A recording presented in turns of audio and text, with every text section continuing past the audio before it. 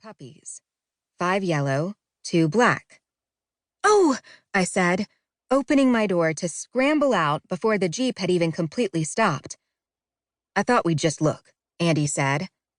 Of course, nobody ever just looks at a Labrador puppy.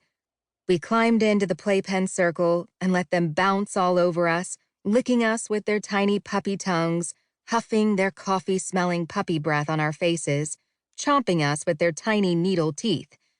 They were so young that they still had their gosling fluff instead of actual fur. Their tails had candlewick twists on the ends.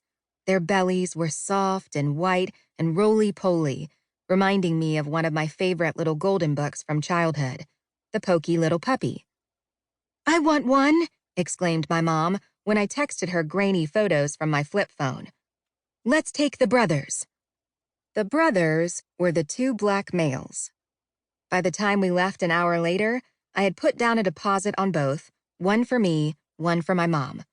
The breeder tattooed the inside of the pup's ears so we could tell the boys apart. That was how Woodrow, 01, the more alpha of the 2 brothers, came to me. I had not intended to get a dog. It wasn't a good time. Andy had only just moved in. Our apartment on Beacon Hill was the size of a postage stamp. I was working as an adjunct writing professor, and I was about to launch my first book.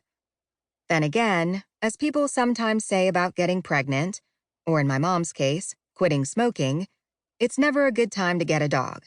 You might as well dive right in. And who could resist those puppies?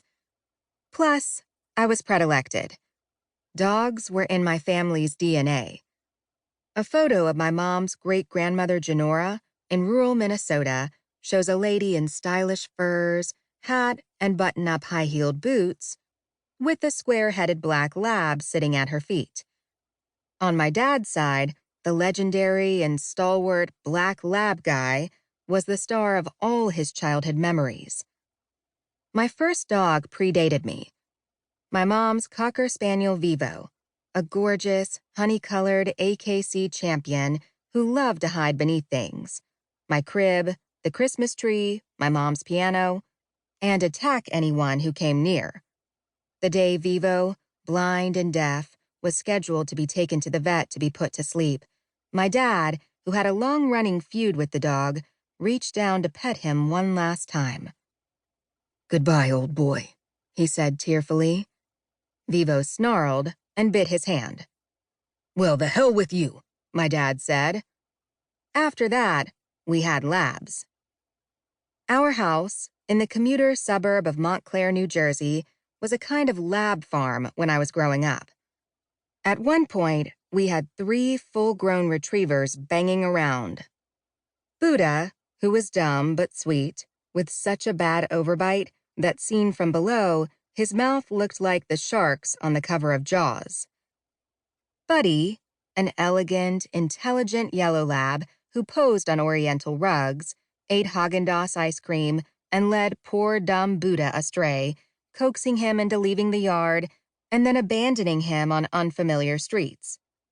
And Gus, who was 120 pounds of pure, untamed muscle and who, when the doorbell rang, would pick up the nearest object, a tennis racket, a hammer, a lamp, and charge the visitor with it.